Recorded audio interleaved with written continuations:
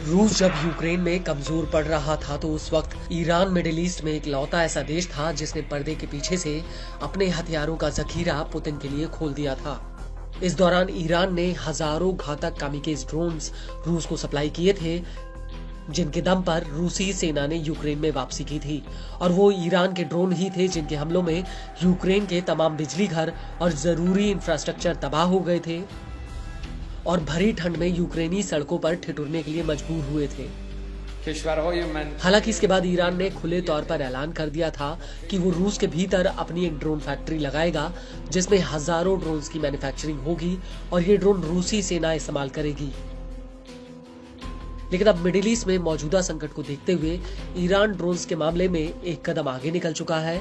दरअसल ईरानी नौसेना के कमांडर रियर एडमिरल अली रेजा तांजगिरी ने ऐलान किया है कि ईरान जल्द ही अपने सैन्य बेड़े में एक ऐसा घातक और एडवांस ड्रोन शामिल करेगा जिसका पूरी दुनिया में कोई तोड़ नहीं होगा। तांजगिरी का कहना है कि ये ड्रोन पूरी दुनिया को चौंका देगा। उनके मुताबिक इस ड्रोन को ईरानी सेना और रक्षा मंत्रालय ने मिलकर बनाया है। तांजगिरी का कहना है कि ड्रोन के सेना में शामिल होने पर IRGC, नौसेना और मंत्रालय के बीच सहयोग का क्षितिज एकदम बदल जाएगा।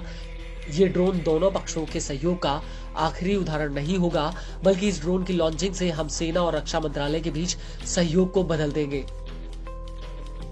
आपको बता दें कि इस साल जनवरी 2024 में ईरानी सेना ने करीब 20 ठिकानों पर अलग अलग तरह के ड्रोन से सैन्य अभ्यास किया था। इसके एक महीने बाद ही सेना को स्वदेशी कामिकेज ड्रोन्स की डिलीवरी मिल गई थी और इसके बाद मार्च 2024 में ईरान के कमांडर ने कहा था कि सेना फारसी कैलेंडर के अंत में अपने सैन्य बेड़े में नई जनरेशन की मिसाइल और ड्रोन्स को शामिल करेगी। इसके कुछ ही महीनों बाद यानी सितंबर 2024 में ईरानी सेना ने दुनिया के सामने कई तरह की बैलिस्टिक मिसाइलों और नए कामिकेज ड्रोन्स को पेश किया था। आपको बता दें कि ईरान के नए कामिकेज ड्रोन्स की रेंज 4000 किलोमीटर तक है। वहीं दिसंबर 2024 की शुरुआत में ईरान ने अमेरिका के सामने डंके की चोट पर मिडिल ईस्ट में उसके युद्धपोतों की जासूसी करने का भी खुलासा किया था।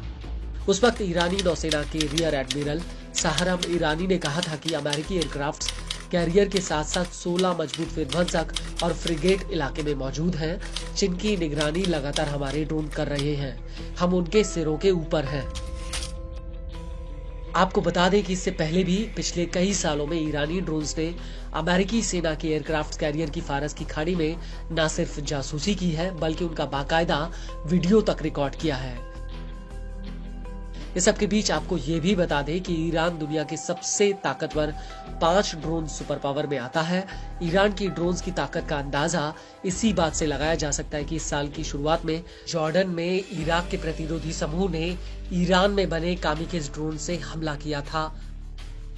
यह हमला अमेरिका के टावर 22 मिलिट्री बेस पर हुआ था, जिसमें 4 अमेरिकी सैनिक मारे गए थे जबकि 40 अन्य घायल हुए थे।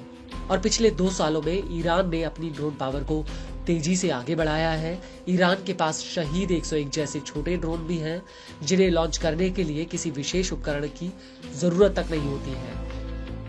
यह बेहद ही कम ऊंचाई पर उड़ते हुए रडार को चकमा दे सकते हैं और यह ड्रोन कम से कम 700 किलोमीटर तक उड़ान भर सकता है।